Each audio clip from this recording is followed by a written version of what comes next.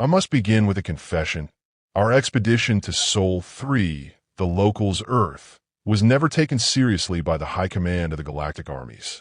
It was cataloged as a cultural curiosity rather than a strategic necessity, a detour into the study of primitive bipeds who squandered their meager existence on rituals of flame-grilled meats, glowing entertainment screens, and the endless exchange of small symbols called emojis. We were told they posed no threat, that their ingenuity was laughable, that their history was merely a series of accidents disguised as progress.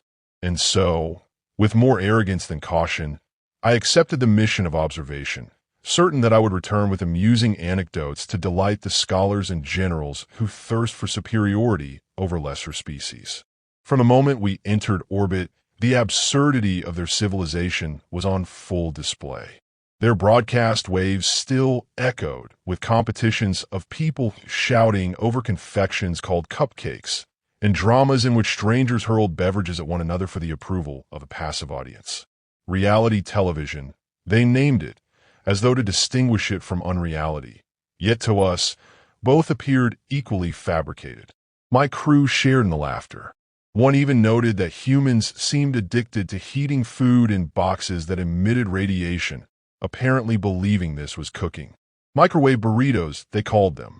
Entire nutritional economies balanced upon this folly. To my peers, such rituals confirmed humanity's primitive nature. To me, it proved something more dangerous.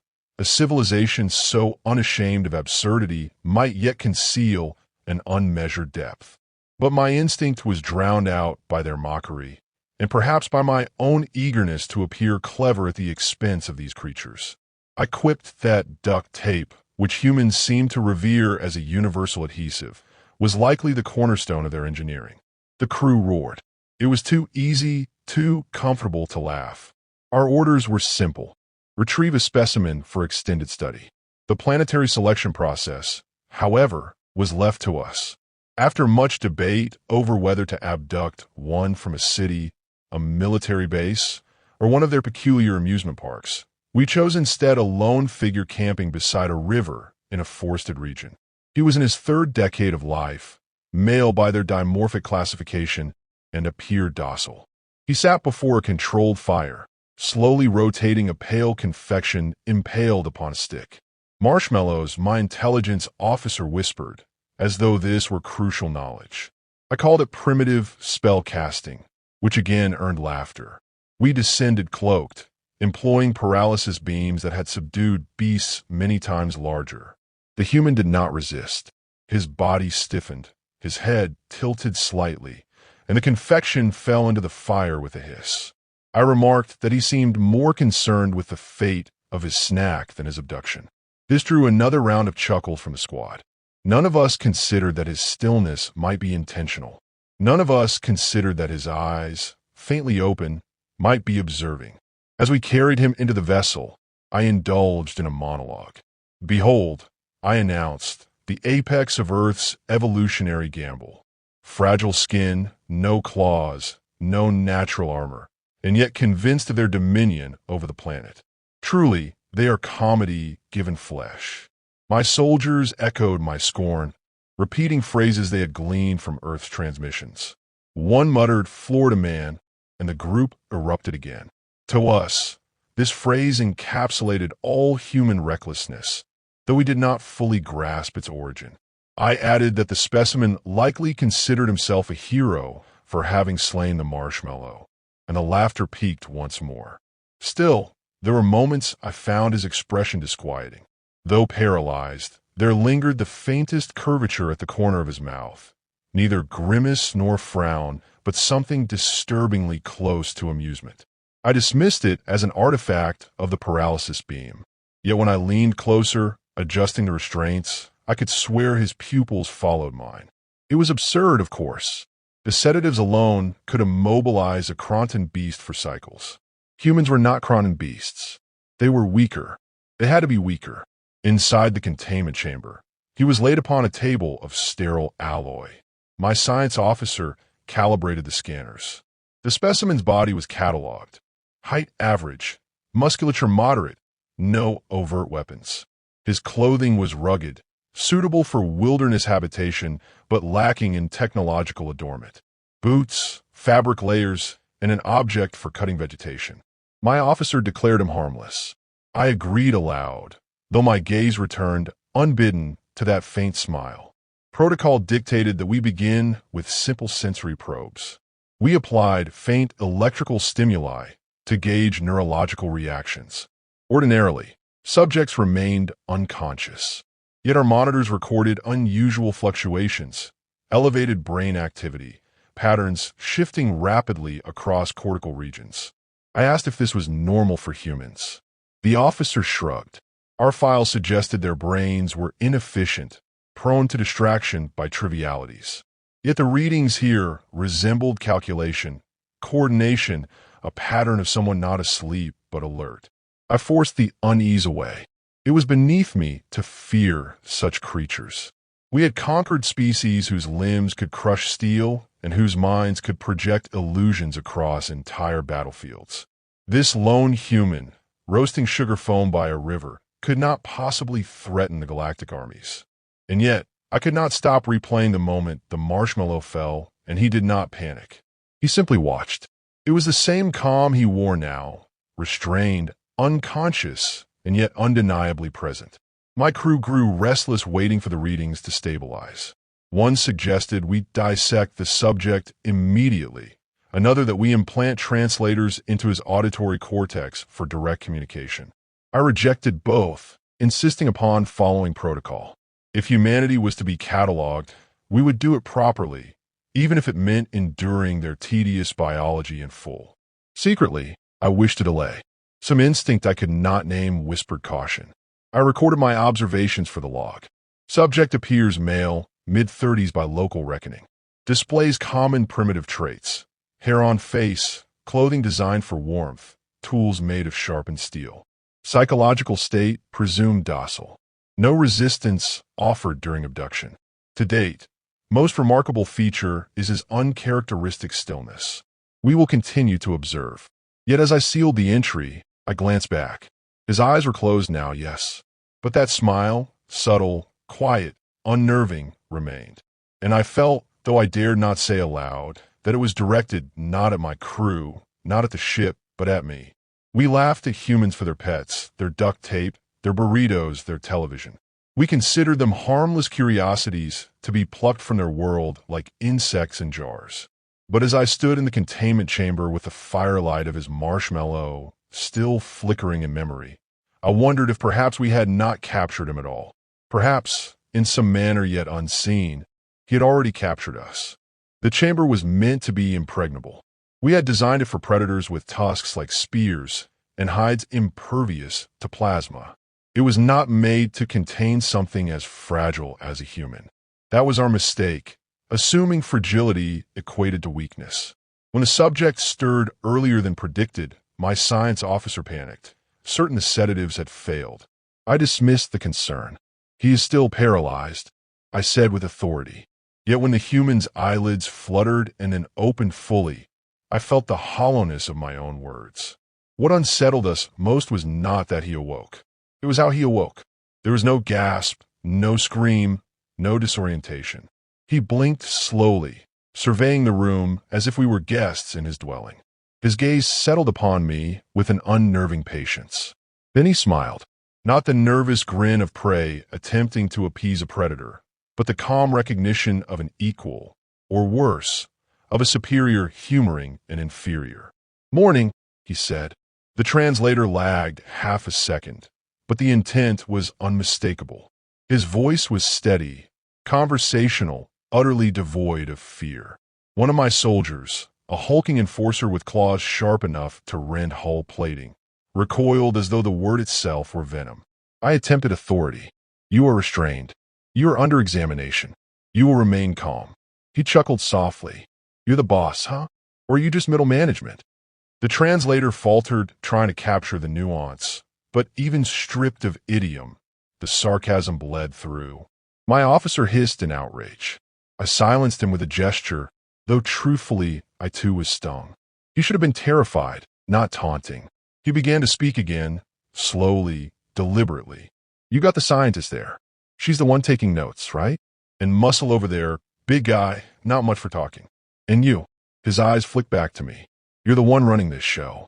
Or at least, you think you are. He had named our roles with unnerving precision. I demanded to know how.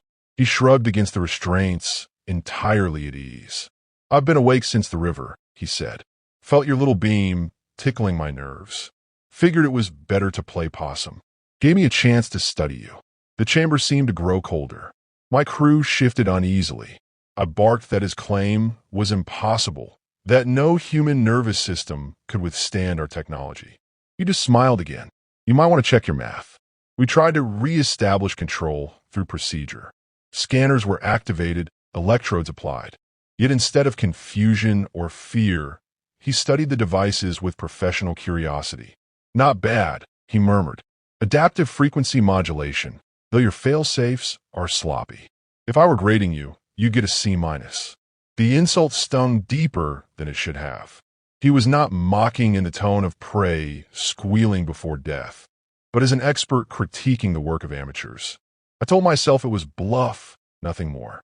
Yet when he adjusted his head slightly toward one of the observation lenses and said, "You might want to recalibrate camera 3, by the way. The left spectrum is bleeding." Every one of us turned involuntarily toward the malfunctioning unit. And indeed, it was bleeding. I felt my confidence falter, though I would not show it. "Explain how you know this," I demanded. He ignored me. Instead, he leaned back as far as the restraints permitted and murmured, "So, what do you want from me? Autographs? Blood samples? Or is this just the warm-up before the probing?" He winked. That's the stereotype, right? The wink unsettled me more than the words. He was not pleading, not bargaining. He was entertaining himself. The scientist increased the neural scan intensity. Data cascaded across the monitors in patterns I had never seen from a human brain. Instead of chaotic noise, his activity was symmetrical, efficient, almost crystalline. "Impossible," my officer whispered. "His prefrontal processing is adaptive." I masked my own unease with disdain. He is a statistical anomaly, an outlier. The human laughed quietly. Outlier. Yeah, I've heard that one before. Then his voice softened, calm and deliberate. I used to be in the military. Special side of it. These days I work in security.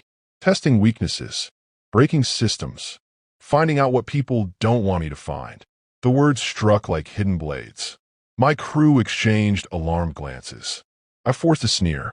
"You expect us to believe you are some kind of warrior?" He tilted his head, studying me as though amused by my denial. "Not a warrior. A tester. You put me in a box, I'll find the cracks. That's my job." The scientist muttered to herself, recording data, struggling to interpret the neural activity.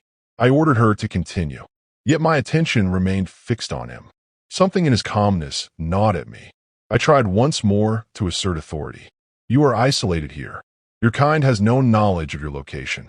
He raised his eyes, and in that moment the smile disappeared. His voice dropped, quiet and certain. I already sent a message. The words echoed like thunder in the chamber. My enforcer snarled, demanding to know how. The human simply closed his eyes, as if bored by the question. "You'll figure out eventually," he said. "If you're lucky." I snapped at my crew to check communications logs, to scan for transmissions, to verify containment. They obeyed with frantic haste. Nothing unusual appeared in the systems. No leaks, no breaches. Yet I could not shake the weight of his certainty. He was either a liar of unparalleled confidence or a truth-teller of unimaginable skill. Neither possibility comforted me.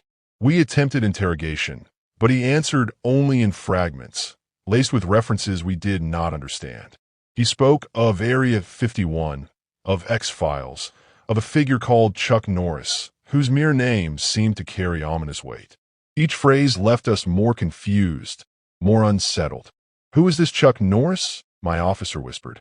I had no answer, but the human's grin told us we should be afraid. Even his silences unnerved me. When we paused, regrouping, whispering among ourselves, he lay still with that faint smile, as if he were conducting the experiment and we were the specimens. Each second in his presence eroded the certainty I had once carried like armor. The session ended not because we commanded it, but because we could no longer endure the inversion of roles.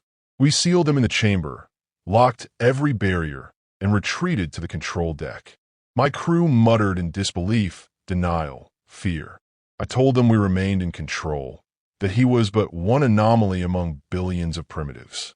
Yet my voice, for the first time in many cycles, trembled. For when I looked back at the containment feed, his eyes were open, fixed directly upon the lens, as though he had been waiting for me to look. And when our gazes met across the gulf of glass and machinery, he mouthed words the translator did not need to render. Checkmate. We told ourselves it was a bluff. We told ourselves that no primitive could have sent a message through layers of shielding and encryption designed to defy even the most advanced civilizations of the spiral arm. We clung to that belief as though it were oxygen, but deep down, every one of us suspected otherwise. The human had not spoken those words idly. He had spoken them with the casual certainty of one who knows the knife is already buried before the victim feels the wound. Interrogations continued, though they resembled interrogations less and less. In truth, it was he who questioned us. Our attempts at extracting knowledge were met with jokes, riddles, and references to cultural icons we did not comprehend. He quoted films we had not seen, lines delivered with impeccable timing that unsettled us more than silence would have. "You can't handle the truth," he declared during a cognitive stress test. My science officer recorded the phrase dutifully, unsure if it was confession, threat, or mockery. I recognized it for what it was: mastery of tone, weaponization of ambiguity. What disturbed me most was his awareness of the observation systems. Whenever we adjusted lenses, he adjusted his gaze to meet them. He spoke directly to microphones as though delivering lectures. He even commented on our procedures before we executed them. "This is the part where you increase the current to see how much I twitch," he murmured. When we did exactly that, he smirked. Predictable. His confidence eroded the morale of my crew. Even the enforcer, who once scoffed at the idea of fearing any bipedal mammal, now avoided the containment chamber whenever possible. The scientist grew pale beneath her carapace, her notes filled not with detached analysis, but with anxious questions. And me, once so certain of our superiority, I found myself dreading each new session. During one test, we attempted deep neural mapping.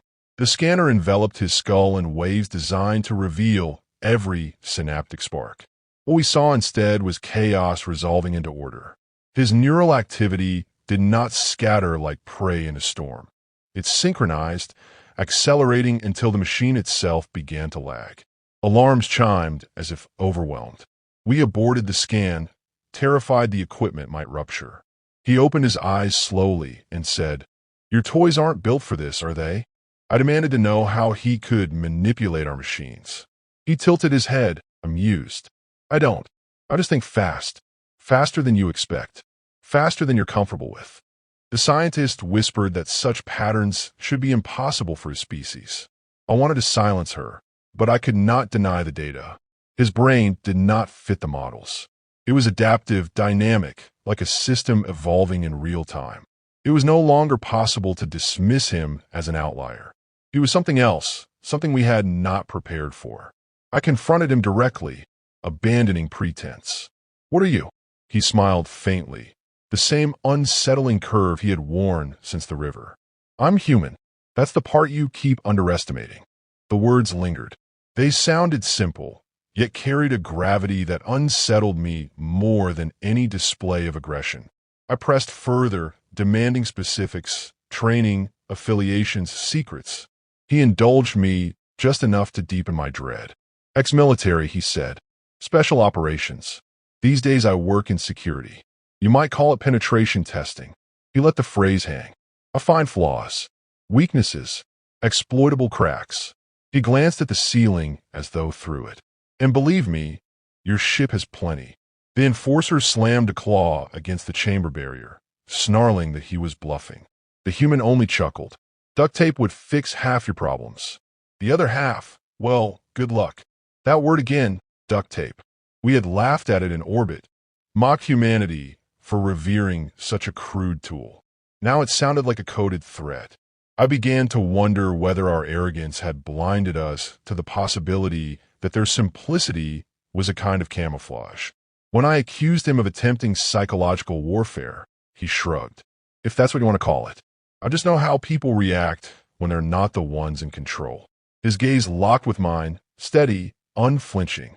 You don't like not being in control, do you? The silence that followed was unbearable. I broke it with an order to end the session, but his words clung like burrs. We withdrew to the command deck, debating what to do. Termination was considered, yet none of us dared. We feared killing him might trigger consequences we could not anticipate. If he had truly sent a message, eliminating him would only worsen our predicament. The scientist reviewed the neural recordings again and again, growing more disturbed each time. He was mapping us, she whispered at last, using the scan itself, reflecting it back. The thought chilled me, that our attempt to analyze him had become his method of analyzing us. Days passed, or perhaps only hours. Time lost clarity. Each return to the chamber drained more of our confidence. He never begged, never raged, never pleaded. Instead, he watched, calculated, and smiled. His calmness became a contagion, eroding discipline, undermining hierarchy. We began to feel like specimens in his experiment. One session ended with him leaning forward against the restraints, eyes locked on mine. "Do you know the scariest part?" he asked. I remained silent, fearing the answer. "It's not what I've told you. It's what I haven't." The restraints held him, yet I felt unbound by fear. For the first time in my service to the Galactic Armies, I wondered if we had made a mistake so profound it could not be corrected. We increased security protocols, additional locks, redundant seals, constant monitoring. Yet even as we layered defenses, I sensed he was already inside them, unraveling threads we could not see. Each measure we added seemed to amuse him further. During one final scan of the cycle, he opened his eyes midway and said quietly, "By the way, you should check your ship's firewalls." The scientist froze. How could he know? He closed his eyes again, as if bored. "Just a suggestion." I ended the session prematurely, my voice strained. My crew followed me out, silent, shaken. None dared admit it aloud, but the truth hung heavy. The human was no captive. He was a player, and we were the pieces. And as I looked back through the observation window, I could not escape the sensation that the game had only just begun. The first sign of sabotage came in the form of light. Subtle at first, a flicker across the command deck displays, dismissed as a fluctuation of the power grid. We had crossed uncharted sectors before, systems hiccuped. But when the flicker spread, consoles dimming one by one like stars devoured by shadow, I felt the certainty I had clung to fracture. The human's warning about firewalls echoed, and I could no longer pretend it was coincidence. I ordered diagnostics. Nothing returned. The systems did not fail. They resisted us, as though the ship itself had turned willful. My enforcer bellowed from manual override, slamming claws against the panels until sparks scattered. The scientist shrieked that her instruments were being rewritten in real time, code reshaping itself faster than she could track. And through it all, the human's face appeared on every remaining screen, calm, expressionless, unbearably composed. "You should really keep your software updated," he said, voice even, unhurried. You left the door wide open. We shouted over one another. Orders, denials, threats. None of it mattered. Every lock, every seal, every control system bent toward his will. He had not broken into our machines. We had handed them to him through the very scans we believed would expose him. In studying his neural pathways, we had offered him a mirror of our systems, and he had used it to learn their architecture as naturally as breathing. I tried to confront him through the intercom. "You will release control. You cannot operate this vessel alone." He smiled faintly, that same unshakable curve of the lips that had haunted me since the river. Alone? Who said anything about alone? Then the ship sealed itself. Bulkheads slammed shut with thunderous finality. Corridors locked, lights dimmed, compartments isolated. My soldiers pounded on sealed doors, voices rising from confidence to panic. The scientist clutched her instruments like a child clings to a toy for comfort, her mandibles trembling. The enforcer roared promises of violence he could no longer deliver. I remained at the command deck, paralyzed not by beams, but by dread. He did not need to threaten us. The silence of a ship was threat enough. We were trapped within our own stronghold, reduced to prey waiting for the predator's decision. At last, his voice filled the chamber again, not through the intercom, but through the ship itself. Every console, every vent, every vibration of the hull carried his words. You thought we were primitive. You thought we were weak. You saw duct tape and microwave burritos, and you laughed. You never stopped to ask why a species that foolish still survives. The words were not spoken in anger, but in eerie calm, each syllable deliberate, surgical. He was not boasting. He was teaching. Earth plays dumb, he continued. We let you think we're harmless. We put our chaos on display. Reality TV, ridiculous memes, cats falling off tables. All camouflage. Meanwhile, we build. We hide. We prepare. Because one day, someone like you would come along thinking we're easy prey. The scientist whimpered that his claims were impossible, that Earth lacked the resources for such deception. Yet her protest sounded hollow, more desperate prayer than argument. The screens shifted, revealing streams of data we did not recognize. Orbital patterns, cloaked satellites, transmissions laced through background radiation. He displayed them casually, as though unveiling family photographs. We watch the skies. We listen. We've been listening for a long time. You never saw us because you never bothered to look where you thought nothing could be. I wanted to disbelieve. I wanted to dismiss his words as psychological warfare. But the data glowed, undeniable, stamped with precision no fabrication could mimic. Earth had defenses. Earth had eyes. And Earth had kept them hidden, waiting for the moment arrogance would blind invaders. The enforcer attempted to seize the chamber door by brute force, his muscles swelling with rage. The door did not yield. Instead, alarm shrieked and the room sealed tighter. His strength meant nothing against a system that no longer obeyed us. He collapsed against the barrier, his fury spent, his breaths ragged. The human spoke again, quieter now, almost reflective. You don't need to fear our weapons. You need to fear our patience. You need to fear the fact that we don't quit. We improvise. We adapt. We duct tape. He chuckled softly. And we don't forget. The words carved themselves into my memory with the weight of prophecy. We pleaded for terms, not surrender. Our pride still clung to shreds of dignity, but negotiation. He gave none. He did not demand resources, did not demand oaths of loyalty. Instead, he released control of non-essential systems, as though to remind us he could give as well as take. Lights returned, doors unsealed, but only partially enough to mock us with glimpses of freedom we could not fully access. He wanted us alive, not comfortable. When I asked why he spared us, he finally turned his gaze directly into the nearest camera. For the first time since his capture, his smile faded. Because fear is a better teacher than death. If I kill you, the rest of your kind might forget. If I let you live, you'll remember. The silence after his words was unbearable.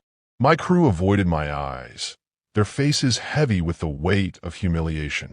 We had come to capture a specimen, and instead we had been captured in spirit. The roles had reversed so completely that even survival felt like defeat. And then, as though to seal our humiliation, he asked for his belongings. The bag by the river. Bring it here. We obeyed, not from respect, but from a desperate desire to end the ordeal. Within the bag was a small, bristling creature, low to the ground, eyes sharp, teeth bared. The honey badger. It hissed at us with fearless ferocity, unafraid of beings who commanded armies across galaxies. He stroked its back with casual familiarity. This, he said, is not cute. This is survival in fur. We scoffed, but half-heartedly, because the truth was plain. The creature's defiance mirrored his own. It was small, underestimated, unafraid of larger predators. Just like him, just like humanity. When he departed, yes, departed, for it was not we who released him, but he who allowed us to watch him leave. He offered no further threats. He simply carried the honey badger under one arm and vanished into the dark with the same calmness he had shown from the beginning. We remained in silence long after. The ship returned to our control, but none of us celebrated. We had not won. We had not even drawn. We had been studied, measured, and dismissed. In my final log, I wrote what none of my soldiers dared admit. Humans are not to be underestimated. They cloak their strength in absurdity, their cunning in chaos. They laugh, they stumble, they consume things unfit for consumption. But beneath the noise lies patience, calculation, and an instinct for survival we cannot fathom. They are not prey. They are predators disguised as fools. I ended with one final reflection, one that haunts me even now. We thought we had abducted a human. In truth, humanity abducted us, and we will never escape.